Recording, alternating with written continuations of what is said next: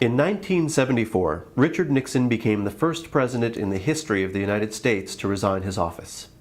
Though many of his associates went to prison for Watergate crimes, he was saved from criminal prosecution by the pardon of President Gerald Ford. 2 years later, British journalist David Frost paid Nixon over $1 million to be interviewed on television. To prepare for the interviews, Frost hired a team of experts to advise him. Author James Reston Jr. handled the Watergate interview, the dramatic linchpin of the Frost-Nixon confrontation. The Frost-Nixon interviews remain the most-watched public affairs program in the history of television, with an audience of over 45 million people. James Reston sat down with Regal Literary to discuss how he cornered Nixon and why the public conviction of Richard Nixon matters today. Frost took an enormous financial gamble to get these interviews, and he knew that the success and failure of the entire thing was how he did in the Watergate thing. And he had the foresight to, almost a year before the thing, to go out and look for somebody who could really do a tremendous amount of research. But what I evolved that role into was an interrogation strategy. And of course it was immensely helped by the fact that I discovered new material, so that new material could be folded into an interrogation strategy. Now that's very different from an interview. That's an interrogation, forcing an acknowledgement of criminality. I knew from having done a novel actually on a criminal trial before this that exhibits were always where the pictures of the bloody body was with the knife stuck in it, you know, with the fingerprints on it and so forth. So I happened to go down this long index of things in the course of a long day of research there and came upon a category that was exhibits. And in those exhibits were transcripts of Richard Nixon with Charles Colson. Now, Charles Colson was the real bad guy of the White House. He was the real henchman, Nixon's henchman. And I thought, wow, if these are actual transcripts of their late-night conversations, this might be gold.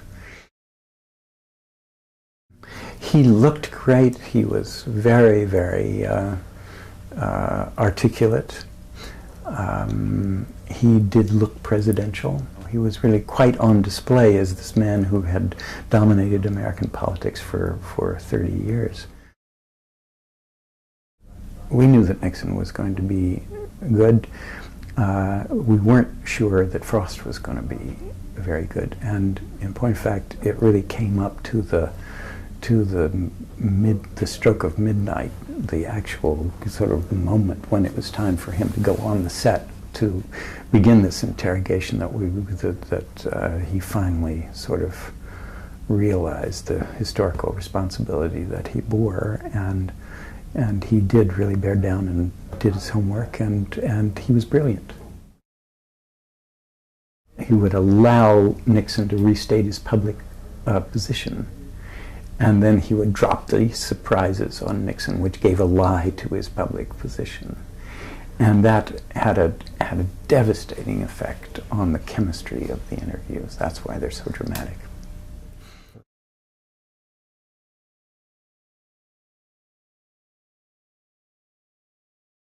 He was trying to interest me to work with him on a play about this event that I had been involved in 30 years before.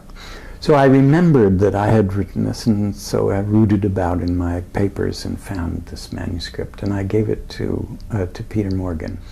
And what I think is very clear is that made the play possible. It gave a sense of the lines of dispute, and it gave this great sort of quest of the author, in this case me, to nail Nixon for the crimes that he had committed in Watergate and for the transgressions that he had committed against the American people. You know, the magic of this book and of the play and the movie is its relevance to the current day with George W. Bush. Of course, there won't be a David Frost for Bush, because he doesn't need the money, and so, you know, Bush will just ride off into the sunset and probably will never be confronted with the catastrophe that he has foisted on America in the last 8 years.